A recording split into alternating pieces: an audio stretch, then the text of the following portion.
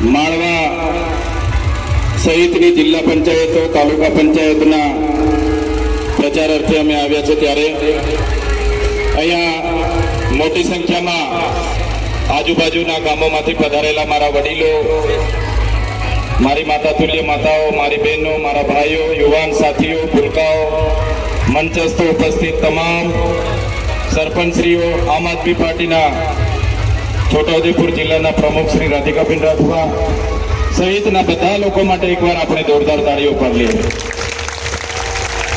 સૌ પ્રથમ હું માફી માંગુ છું અમારી તણખલા, નસવાડીના રાયસિંગપુરા અને નસવાડીના રાયપુર જેવા ગામોમાં સભા હતી. ત્યાં પણ લોકો ઘણા હતા અને ઘણું મોડું થયું છે, ક્ષમા કરજો. પણ અહીંયા જે પ્રકારે તમારી ધગધગતા તાપમાં, કાળઝાળ ગરમીમાં તમારી બધાની ઉપસ્થિતિ છે એ બતાવે છે કે આવનારા દિવસોમાં આ વિસ્તારમાં પરિવર્તન આવવાનું છે ને આવવાનું છે. આ ભાઈ જે બે ડીજે વગાડે છે ને એને મળે તો કહી દેજો, 2 ના 10 મૂકશે ને તો બી અમને ફેર પડતો નથી. આ છેલ્લી વાર ડીજે વગાડે છે. 28 તારીખે મત ગણતરી થશે તે દિવસે આમ આદમી પાર્ટીના ડીજે અહીંયા વગાડવાના છે. ટુકડા સાફ કરી નાખીશું આ લોકોને. આ ભાજપના લોકો બોખલાઈ ગયા છે, ડરી ગયા છે અને પોલીસ વાળાને આગળ કરીને આવા ડીજે બીજે કરે ત્યારે ચૈતર વસાવા કે અમારા સરપંચીઓ કે આમ આદમી પાર્ટીના લોકો તમારાથી ડરવાના નથી. તમારા સાહેબને પણ અમે પાણી ભરાવીએ. તમારા એના ધારાસભ્યને પૂછી લેજો એ તમારા ધારાસભ્યના સાહેબને પણ આ ચૈતર વસાવા પાણી ભરાવે છે વિધાનસભામાં.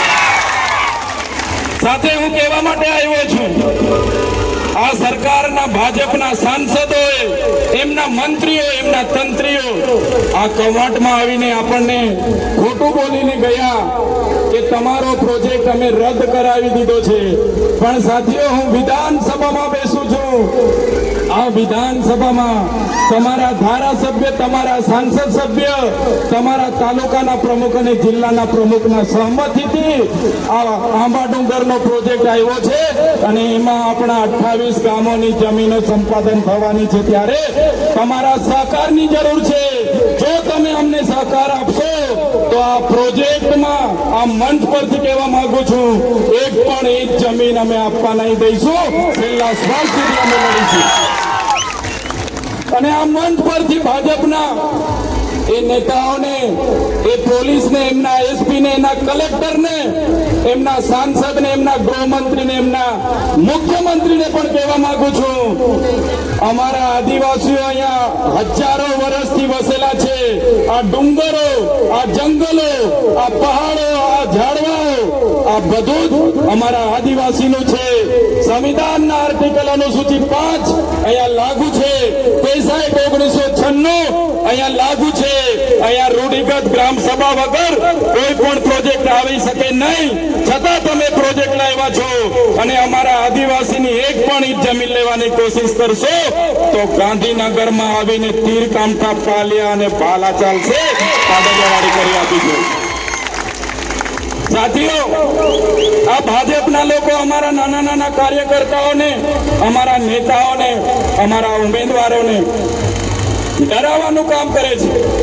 પોલીસને મોકલે છે, ખોટી એફઆઈઆરો કરાવે છે, ખોટી ફરિયાદો કરાવે છે, જેલમાં બેસાડે છે અને ધમકાવે છે.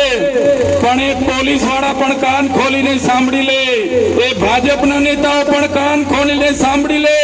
તમને બેઠા એટલી જ અમારા લોકોને હેરાનગતિ કરજો. અમે વ્યાજ સહિત તમારો હિસાબ કરવાના છે. ત્યારે આ ભારતીય જનતા પાર્ટી બોખલાઈ ગઈ છે. આ એ વખતે છેલ્લો ગરબો એમના ઘરે જવાનો છે એટલા માટે.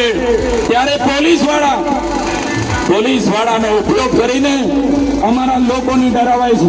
ત્યારે આ છોટાઉદેપુરના એસપી એમના ડીવાયએસપી, એમના પીઆઈ, પીએસઆઈ એમને કહેવા માંગુ છું, તમને એટલી બધી રાજકારણની શોખ હોય તો વર્દી ઉતારીને ભાજપનો કેસ પહેરીને આવો મેદાનમાં, કેટલા વિહેલ હો થાય ખબર પાડી દઈશું. વર્દી ઉતારીને રાજીનામા મૂકીને આવો, અમારી સામે મેદાનમાં ચૂંટણીમાં કેટલા વિહે હો થાય, કોની સાથે પાલો પડ્યો છે એની અમે ખબર પાડી દઈશું. અમે તમારા બાપથી નથી ડરતા તો તમારાથી ડરવાના નથી. આ આદિવાસી છે, અમારા બિરસા મુંડા ગોરા અંગ્રેજો સામે નથી ઝૂક્યા. તમે કાળા અંગ્રેજો આવીને અમારા પર રાજ કરવાનું કામ કરશો તો આદિવાસી સમાજ સાખી નથી લેવાનો. તમારા જેવા કાળા અંગ્રેજો સામે પણ તીર કાંટા ચાલવાના છે. ત્યારે સાથીઓ, આ ચૂંટણીનો માહોલ છે અને આ માહોલ એટલો મહત્વનો છે ચૂંટણીઓ માટલા રતનસિંહભાઈ કે આપણા ઉમેદવારો નથી લડતા. ચૂંટણી હવે આપણી બધાની જંગ બની ગઈ છે. તૈયાર છો બધા? ચૂંટણી બધી આપણે લડવાની છે. એકલા ઉમેદવાર ના લડે, એકલા ઉમેદવારને જવાબદારી નથી સોંપવાની. તમારે બધા આ ચૂંટણી લડવા ઉતરવાનું છે. આપણી પાસે અઠવાડિયું વધેલું છે. અઠવાડિયાના તમામે તમામ ગામોમાં આપણે બધાએ મહેનત કરવાની છે. આપણે બધાએ પ્રચાર કરવાનો છે. પોલીસ વાળા સામે પણ આપણે લડવાનું છે. ભાજપ વાળા સામે પણ આપણે લડવાનું છે. કોંગ્રેસ વાળા સામે પણ આપણે લડવાનું છે. અને આવનારા દિવસોમાં તાલુકા પંચાયતો, જિલ્લા પંચાયતો આપણે આપણા ઉમેદવારોને ચૂંટીને મોકલવાના છે. તમે જોઈ લો, આ ભાજપના લોકોએ આપણા વિસ્તારનો સોદો કરીને બેઠા છે. જયારે નર્મદા ડેમ બન્યો, એ નર્મદા ડેમના વિસ્થાપિતો જયારે આ વિસ્તારમાં આવ્યા, એમના માટે આજે પણ રોડ નથી બન્યા. મને યાદ છે, 1 વર્ષ પહેલા તોરખેડા ગામે આપણી બેન જે ડિલિવરીમાં પ્રસૂતિની પીડા ઉપડી, એને લઈ જવા માટે 108 ના પહોંચી, ઝોલીમાં લઈ જતા બેન રસ્તે મૃત્યુ પામ્યા. એ જ પ્રકારે આ વિસ્તારમાં રસ્તા નથી, પાણી નથી, સિંચાઈ નથી, શિક્ષણ નથી, આરોગ્ય નથી. 30 વર્ષની આ ભારતીય જનતા પાર્ટીએ આપણા મતનો વોટ બેંક તરીકે ઉપયોગ કર્યો છે. ત્યારે આ વખતે પરિવર્તન માટે ઝાડુના બટનને દબાવજો અને પરિવર્તન લાવજો એ વિનંતી કરવા માટે આવ્યો છું. સાથીઓ, હજુ તો ચૈતર વસાવાને 3 મહિના થયા છે. આમ આદમી પાર્ટીની ગુજરાતમાં 2022 થી લડતા 3 વર્ષ થયા છે.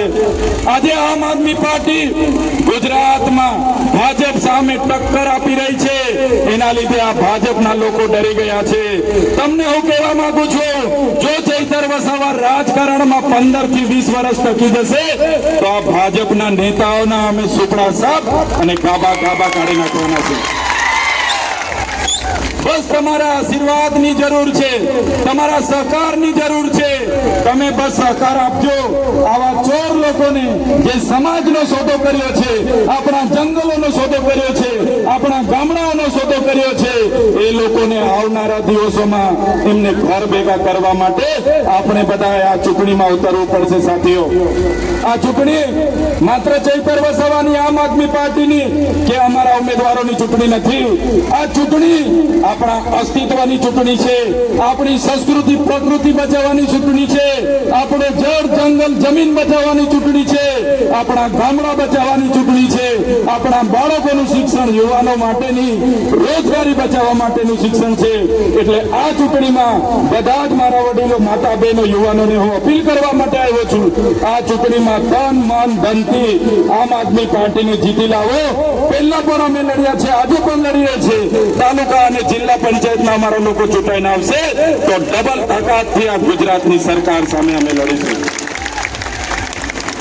આ ગુજરાતની સરકાર, એમની નજર હવે આપણા ખનીજો પર છે, આપણા ડુંગરો પર છે, આપણી જમીનો પર છે. આપણે દેશ અને પ્રદેશના વિકાસમાં એટલું બધું યોગદાન આપ્યું. આઝાદીના 78 વર્ષમાં 50 વર્ષ કોંગ્રેસે શાસન કર્યું, 30 વર્ષ ભાજપે શાસન કર્યું.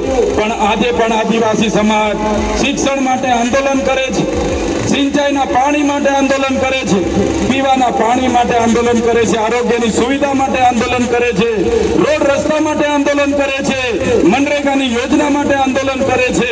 ત્યારે મેં મારા વડીલો છે, માતાઓ છે, બહેનો છે, મેં કહેવા માટે આવ્યો છું, ક્યાં સુધી આપણે આંદોલન કરીશું? ક્યાં સુધી લડેંગે જીતેંગે જિંદાબાદ મુર્દાબાદ કરીશું?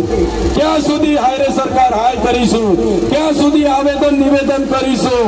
એના કરતા તમને કહેવા માટે આવ્યો છું, આ તક આવી છે, આ મોકો આવ્યો છે, તમે તમારા મતનો ઉપયોગ કરો, ઝાડુના બટન દબાવો અને તમામ સમસ્યાનું સમાધાન લાવવાની જવાબદારી અમે તમારા વતી લઈએ છીએ.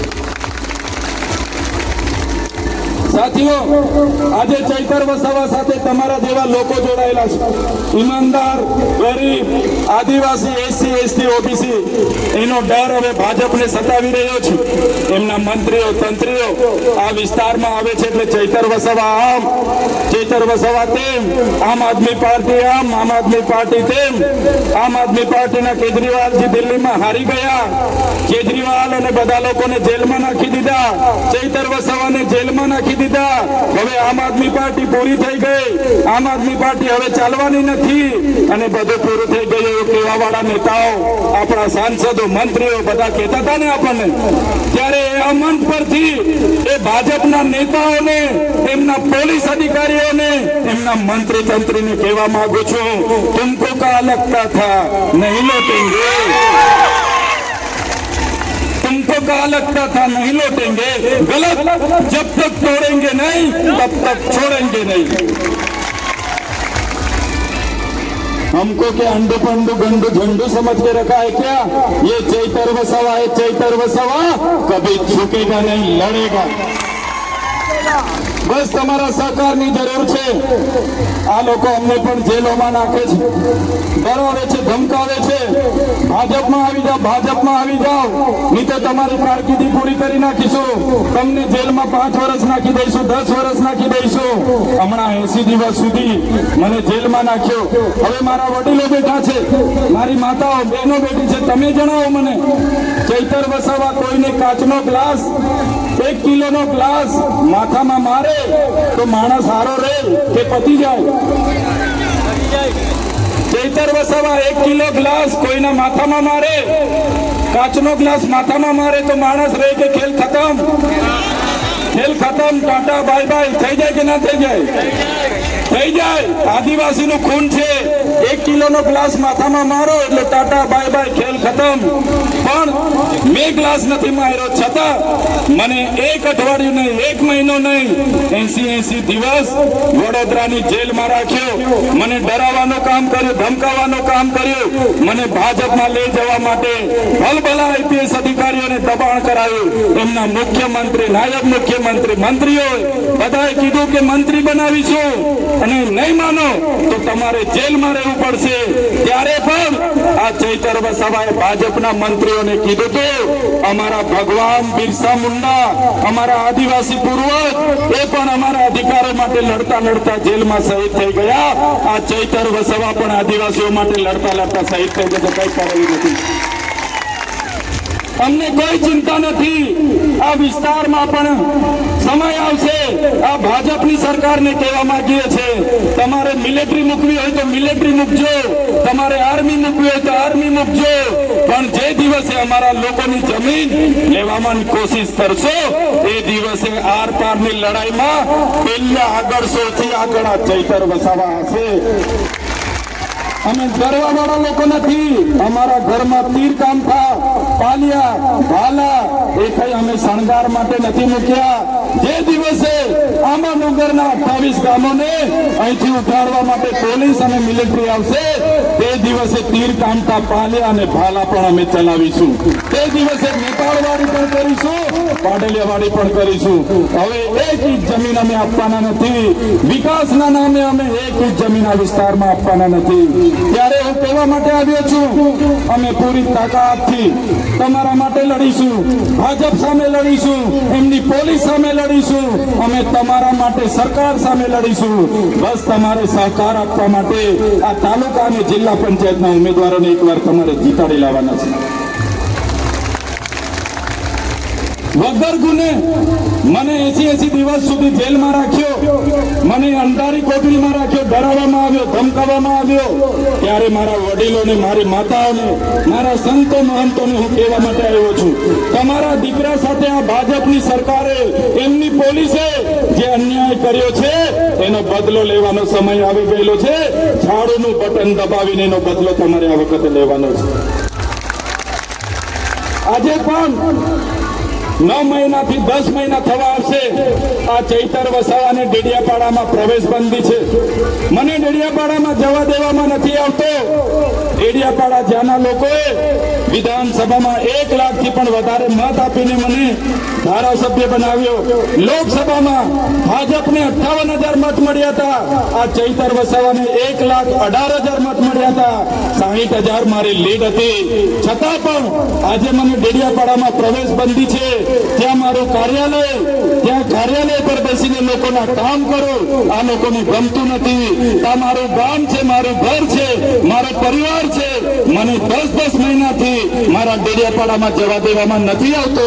ત્યારે મારા વડીલોને, માતાઓને વિનંતી કરું છું, આ ચૂંટણીમાં ઝાડુનું બટન એવું દબાવજો કે મને હેરાન કરે છે એનો બદલો આ વિસ્તારમાંથી પણ લેવો પડશે. મને કહેતા આનંદ થાય છે, હમણાં અઠવાડિયા પહેલા ડેડિયાપાડાના આમ આદમી પાર્ટીના ઉમેદવારો ફોર્મ ભરવા માટે જવાનું હતું. હજારોની સંખ્યામાં લોકો પોતાના ખર્ચે ડેડિયાપાડામાં આવી ગયા. ફોર્મ ભરવા જતા હતા ત્યારે મીડિયાના મિત્રોએ પૂછી લીધું કે ચૈતર વસાવાને સરકાર ડેડિયાપાડા આવવા નથી દેવાની, તમારા ઉમેદવારોને કઈ રીતના તમે જીતાડશો? ત્યારે ડેડિયાપાડાના લોકોએ મીડિયા વાળાને કીધું તો માતાઓએ, વડીલોએ, સરકાર ભલે ચૈતર વસાવાને ડેડિયાપાડાથી બહાર કરી દે, પણ ડેડિયાપાડાના લોકોમાં ચૈતર વસાવા રાજ કરે છે, ત્યાંથી ક્યારે બહાર નથી કાઢવાના.